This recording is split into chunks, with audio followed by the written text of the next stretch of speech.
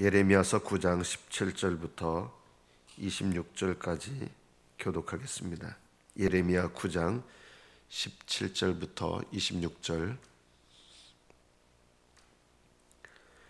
17절부터 교독합니다.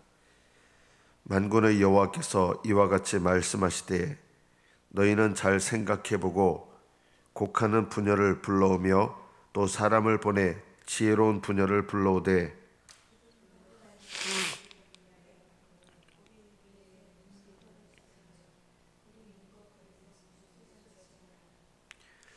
이는 시온에서 통곡하는 소리가 들리기를 우리가 아주 망하였구나. 우리가 크게 부끄러움을 당하였구나. 우리가 그 땅을 떠난 것은 그들이 우리 거처를 헐었음이로다 함이로다.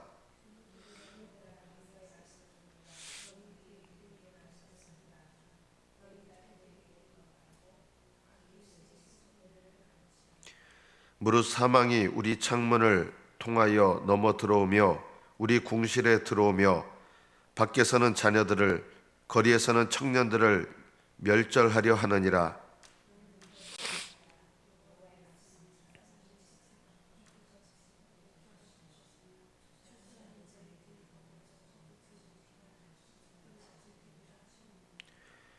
여호와께서 이와 같이 말씀하시되 지혜로운 자는 그의 지혜를 자랑하지 말라. 용사는 그의 용맹을 자랑하지 말라. 부자는 그의 부함을 자랑하지 말라.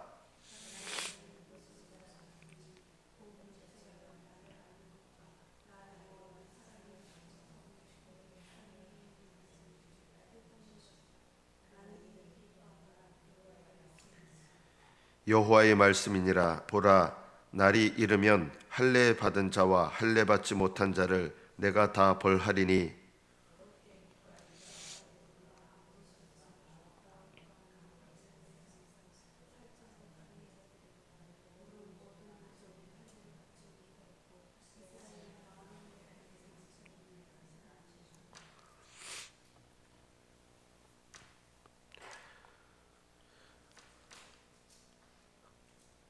저는 성경의 말씀을 문자 그대로 믿습니다. 요즘은 신학하시는 분들은 성경을 문자 그대로 믿는다 그러면 좀 멸시를 당하는 분위기예요. 성경을 문자 그대로 믿는다는 게 뭐냐면 성경에서 말씀하시는 그런 역사가 실제 역사라고 하는 것입니다.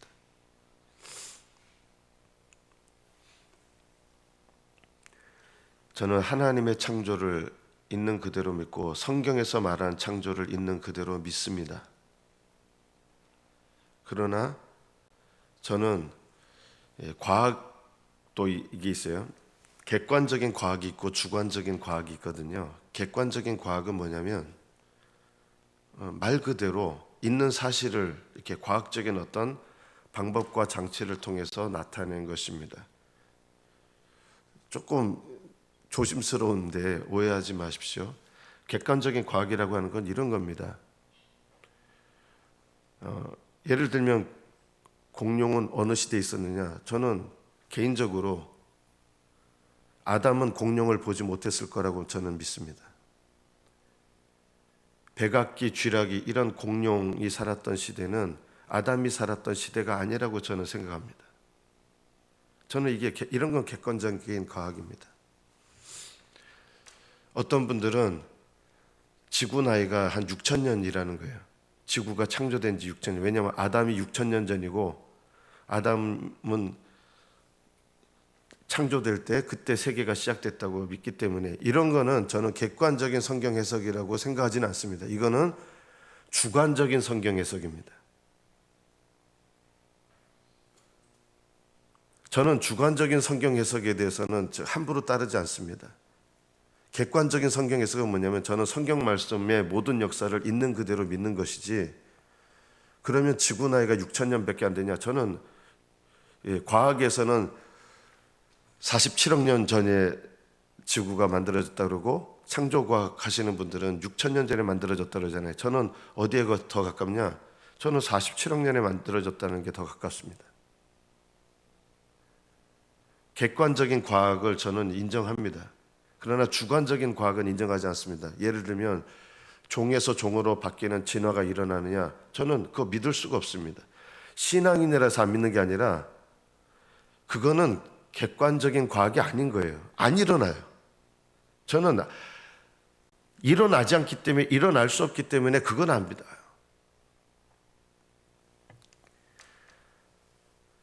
성경을 믿는다는 것도 객관적인 부분이 있고 주관적인 부분이 있습니다. 제가 이 얘기를 왜 이렇게 장황하게 하느냐? 저는 성경이 말씀하는 창조론을 그대로 믿습니다.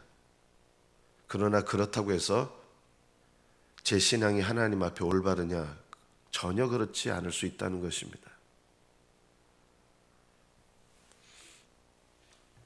제가 지금까지 이렇게 신앙생활 해올 때 보면은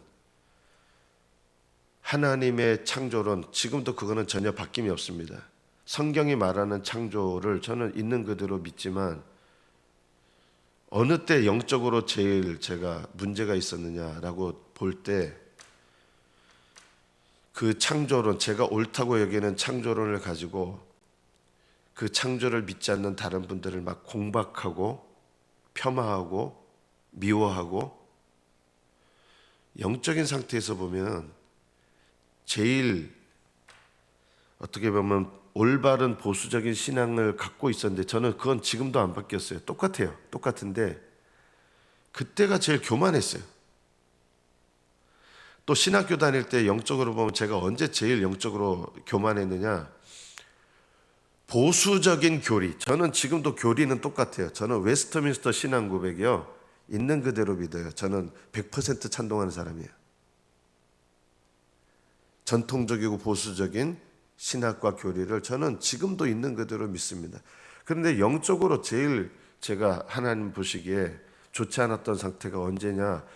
그 올바른 교리를 믿고 있기 때문에 다른 사람들을 막 판단하고 다른 사람들에 대해서 공격하고 내가 옳다고 생각하면서, 그때가 영적으로 제일 교만했고 하나님께서 보시기에는 올바르지 못한 상태였습니다. 올바른 교리를 내가 붙잡고 있는데 영적인 상태는 올바르지 못했습니다. 저는 제 생각에 올바른 과학을 붙잡고 있다고 생각하는데 오히려 영적인 상태는 올바르지 못했습니다. 바른 교리를 받아들인다고 해서 바른 신앙은 얼마든지 아닐 수 있습니다. 사람들은요 항상 이런 특징이 있더라고요. 저도 역시 그랬고, 나는 항상 옳다는 생각을 갖고 있습니다. 나는 옳다. 안 그럴 것 같은데요, 우리는 늘 그렇습니다. 나는 옳다. 다른 사람은 틀렸고 잘못됐고 내가 옳다. 내가 신앙생활, 내가 옳다. 오늘 본문에서 하나님께서 가장 중요하게 여기시는 게 뭘까요? 나는 옳다고 생각하는 사람들이에요. 이스라엘 사람들은요, 우리는 하나님도 섬기고 눈에 보이는 우상도 섬기면서 본인들 어떻게 생각하는지 알아요? 자기들이 잘못됐다고 생각했을까요? 전혀 그렇지 않아요. 우리는 올바르게 살아가고 있다고 생각했어요. 근데 하나님께서는 어떻게 보셨냐? 그들이 생각하는 자신들의 모습과 하나님께서 보시는 그들의 모습은 전혀 달랐습니다. 하나님께서 보시는 그들의 모습은 어떤 상태였느냐? 철저하게 회개해야 되는데 전혀 깨닫지 못하고 있는 영적 상태였습니다. 본인들은 우리는 올바르게 살고 있어 라고 생각하는데 하나님께서 보시는 그들의 상태는 크게 회개해야 될 상태였습니다. 너무 못 깨달으니까 곡하는 부녀를 불러와라 한 거예요. 곡하는 부녀가 뭐냐면 아이고 아이고 하면서 이제 장례 치를 때 여자 전문 곡하는 사람 불러다가 그 사람들은 막 어떻게 보면 유족들보다 더 잘 울어줘요. 돈 받고.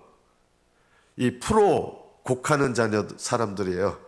돈 받고. 이런 사람들 불러다가 곡을 시켜라고 한 거예요. 왜 그랬을까요? 하나님께서 그 사람들을 통해서 너희들의 상태를 돌아보고 깨달으라고. 얼마나 이스라엘 백성들이 깨닫지 못하는 상태에 있었으면 하나님께서 이렇게 말씀하셨을까요? 이스라엘 백성들은요, 신앙생활 잘하고 있다고 생각했어요. 놀랍게도요, 오늘날 교회 안에서도 대부분 성도들이요, 저 신앙생활 엉터리라고 그런 것 같죠? 실제로 이렇게 들어가 보면 나는 내 삶에 대해서 바르게 살고 있어, 이렇게 생각합니다. 제가 신앙생활 요즘 기도도 못하고 이렇게 겉으로 하는 것 같지만 속마음을 이렇게 들어가 보면 저는 제 인생에 대해서 제가 올바르게 살아가고 있어요. 신앙생활 왜 기도를 안 하냐면 나는 그렇게까지 기도할 필요를 못 느끼고 있기 때문에 기도 안 하는 거예요. 요즘 제가 예배도 자주 빠지고 뭐 기도도 열심히 안 하고 이런 것 같지만 속 마음속 깊이에는 뭐가 있냐면 나는 내 방식대로 잘 살아가고 있어, 이렇게 생각합니다. 어느 누구나 대부분 그렇습니다. 나 신앙생활 잘하고 있다고 생각해요. 여기 새벽기도 나오시는 분들은 목사 입장에서 보면 참 여러분들 감사합니다. 목사 입장에서 보면요. 근데 이제 하나님의 관점에서 보면 나는 다른 사람들 새벽기도 안 나오는데 나는 새벽기도 나오고 있어, 이렇게, 그래서 다른 사람들보다 내가 올바른 신앙생활을 하고 있어, 혹시 이렇게 생각하고 계시다면 이미 그 자체에서부터 우리는 하나님 앞에 빗나가기 시작하는 것입니다. 새벽기도 나오는 목적이 뭡니까? 말씀을 통해서 나를 깨닫고 하나님 앞에 방향 전환을 바로 해야 되는데 이 새벽기도 나오는 것 때문에 나는 다른 사람들보다 올바른 신앙생활을 하고 있어, 이것부터 벌써 빗나가는 거거든요. 새벽에 나와서 내가 해야 될 일은 뭐냐면 내가 첫 것을 하나님께 드리면서 오늘 내게 주시는 말씀을 통해서 나의 어떠함을 깨닫고 내 믿음의 방향을 새롭게 하고 내가 걸어가야 될 믿음의 방향을 깨닫고, 이렇게 한다 그러면 이거는 올바른 새벽기도 생활인데, 은연중에 나는 남들 다 자는 시간에 나는 이렇게 열심을 내서 나와서 남들은 자고 있는데 나는 깨어서 하나님께 시간을 드리고 있으니 나는 다른 사람보다, 자고 있는 사람보다 올바르다, 이렇게 생각하고 하면 이게 바로 종교생활이 되는 거예요. 종교생활은 항상 나를 병들게 합니다. 그렇다고 집에 가서 주무시라고 하는 것은 아닙니다. 새벽을 일깨워서 하나님께 첫 것을 드리는 영적 습관을 갖는 것은 너무 중요합니다. 왜 하나님께서 이스라엘 백성에게 곡하는 분야를 불러오라 했을까요? 그 분위기 속에서 내가 하나님 앞에 혹시 잘못하고 있는 거 아닌가? 잘못 살아가고 있는 거 아닌가? 이거 깨달을 도록 그거라도 깨닫도록 곡하는 분야를 불러와서 돌아보라는 거예요. 나는 무엇을 가장 중요하게 여기고 살아가고 있습니까? 내가 정말 중요하게 여기는 것은 뭡니까?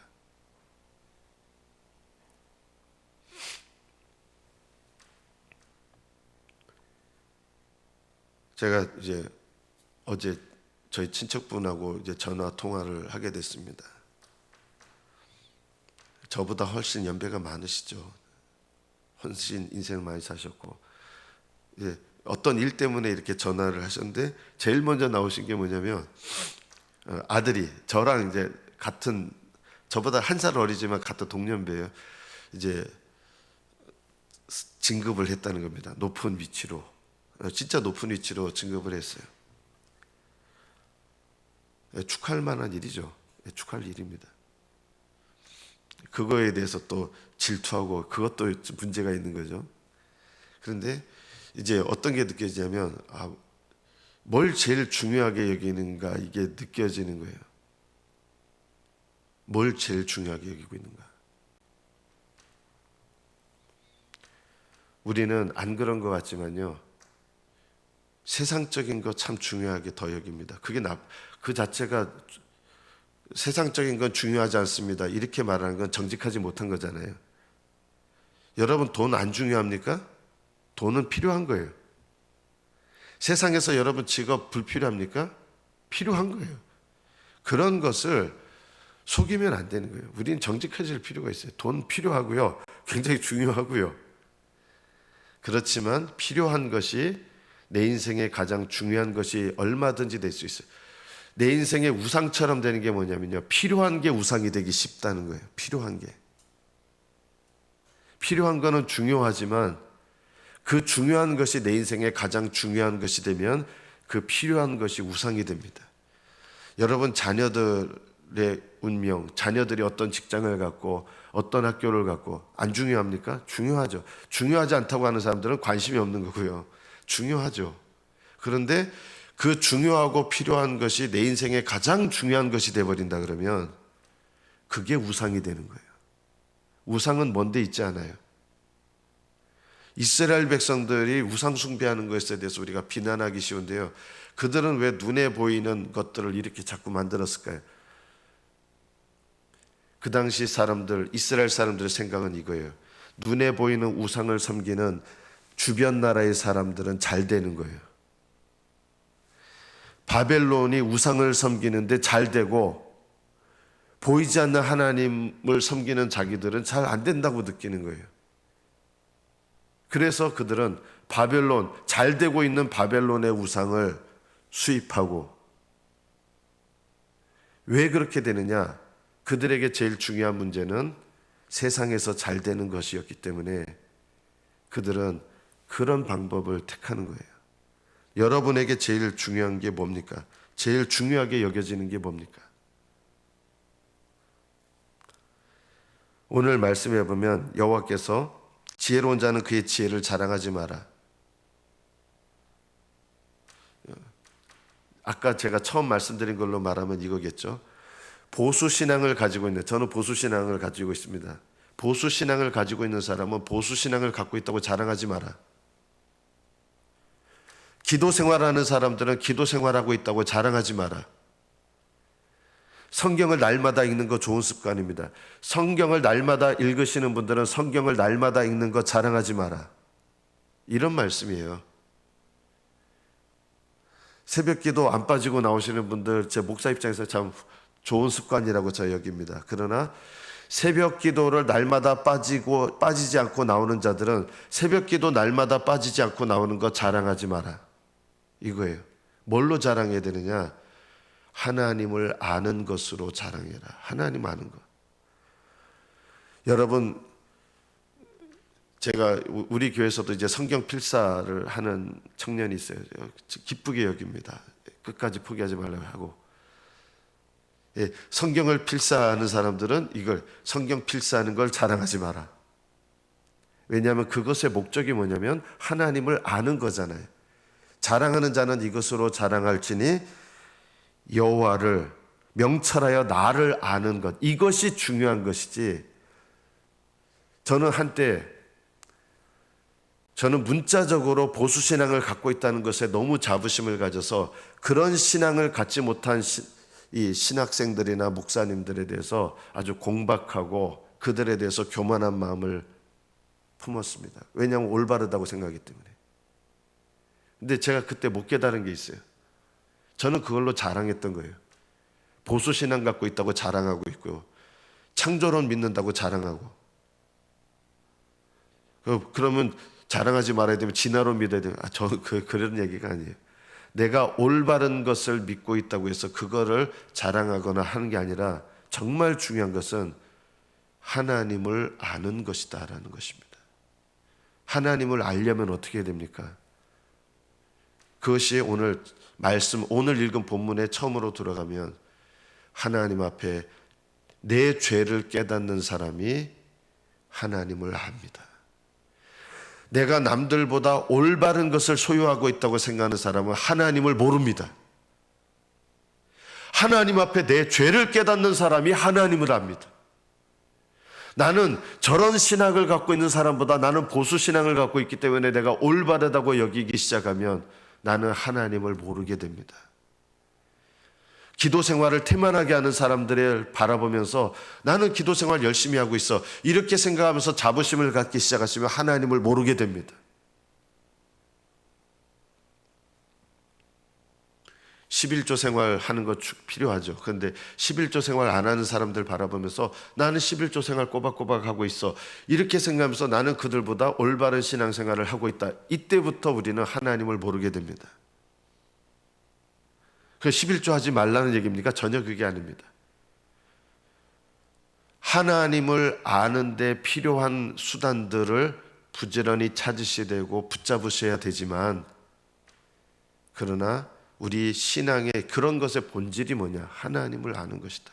하나님을 알려면 나에게 무엇이 필요합니까? 내가 죄인이라는 것을 알아야 됩니다. 내가 남들보다 올바르게 신앙생활하고 있다는 사람들은요, 하나님을 모르게 됩니다. 용맹한 자는 용맹을 자랑하지 말라. 부자는 부한 것을 자랑하지 마라. 성경 많이 알고 있는 사람은 성경 많이 아는 거 자랑하면 안 됩니다. 그때부터 하나님을 모르게 됩니다. 성경을 많이 아는데, 성경을 많이 아는 거, 성경 모르라는 뜻이 아니에요. 성경을 많이 안다고 내가 자랑하는 순간 하나님을 모르게 됩니다. 성경을 아는 목적은 내 죄를 깨닫고 하나님을 아는 건데, 성경을 많이 알아서 내가 옳다고 여기기 시작하면 하나님을 모르게 된다는 것입니다. 나는 지금까지 신앙생활 잘해왔습니다. 이렇게 여기시는 분들은 하나님을 모르게 됩니다. 오히려 찬송가 가수처럼 지금까지 지내온 것 주의 크신 은혜라. 하나님을 아는 사람은 지금까지 살아오면서 내가 얼마나 많은 죄 가운데 거했으나 그 죄에도 불구하고 나를 용서하시고 나에게 긍휼을 베푸시고 나에게 은혜를 베푸신 그 하나님의 은혜만을 기억하게 되는 것이죠. 지금까지 내가 신앙생활 잘해왔다고 자랑할 게 하나도 없습니다. 자랑하는 순간부터 이미 그 사람은 하나님을 모릅니다.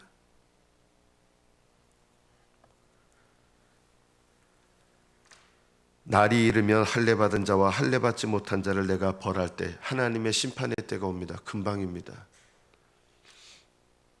우리는 30살에 누가 죽으면 하나님 어찌 그러시노 이러잖아요. 나중에 하늘나라 가보시면 영혼의 관점에서 우리의 인생의 시간 보면요, 30년이나 70년이나 100년이나 별 차이 없고요. 이 세상 심지어 지구나이, 예를 들어서 저는 지구나이가 47억 년까지 될까, 그것도 객관적인 것 아닐 수 있어요. 왜냐하면 우라늄 방사성 동위원소법도 이게 조금 오차가 많기 때문에 제일 긴 걸 잡은 거거든요. 일단 그걸 인정한다 해도 지구 나이가 47억 년이라 해도 영혼의 관점에 비하면요, 극히 짧은 순간입니다. 47억 년이요, 영원에 비하면 정말 눈 깜짝할 새거든요. 그것도요. 우리 인생은요, 짧은 순간입니다. 이 짧은 순간에 하나님께서 나에게 왜 나 비참한 인생 살게 하시고 이렇게 원망할 이유가 없어요. 하나님께서 우리의 짧은 인생 동안 믿음으로 살게 하시고 인내하게 하시고 겸손하게 하시고 하나님 뜻 따라 살게 하시고 그러다가 하나님께 부르심 받아 가는 것, 이것이 우리 인생을 지혜롭게 사는 비결입니다. 우리 인생의 가장 중요한 게 뭡니까? 하나님 아는 겁니다. 하나님 아는 것. 신앙생활 해온 거 자랑하지 마십시오. 가만히 보면 우리 신앙생활 해온 거 자랑할 거 없잖아요. 하나님 은혜가 아니었으면요, 우리는 매일마다 멸망했을 인간들이에요. 신앙생활 제일 잘한 사람, 이 세상에서 신앙생활 제일 잘한 사람 세워보시죠. 사도 바울을 들어볼까요? 하나님의 절대적인 관점에서 보면 사도 바울도 이렇게 고백할 거예요. 저는 매일 매순간 하나님의 은혜가 아니었으면 저는 멸망했을 인생입니다. 사도 바울도 이렇게 고백하실 거예요. 자랑하지 않아요. 내가 주님을 위해서 어떻게 살아왔는지, 얼마나 복음을 위해서 헌신했는지 바울은 그거 자랑할 생각을 전혀 안 해요. 그 자랑하는 사람들 때문에, 쓸데없는 자랑하는 것 때문에 바울 사도께서 그런 자랑을 할 거라면 여러분들보다 자랑할 게 더 많습니다 이렇게 했는데, 그 자랑을 말하면서 그 자랑에 대해서 뭐라고 얘기합니까? 배설물과 같이 여긴다.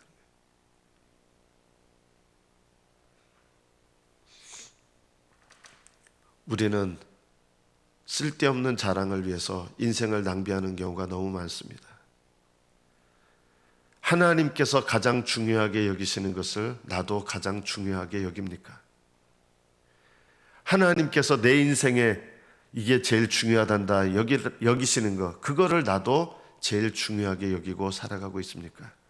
이것이 내 인생을 지혜롭게 사는 비결입니다.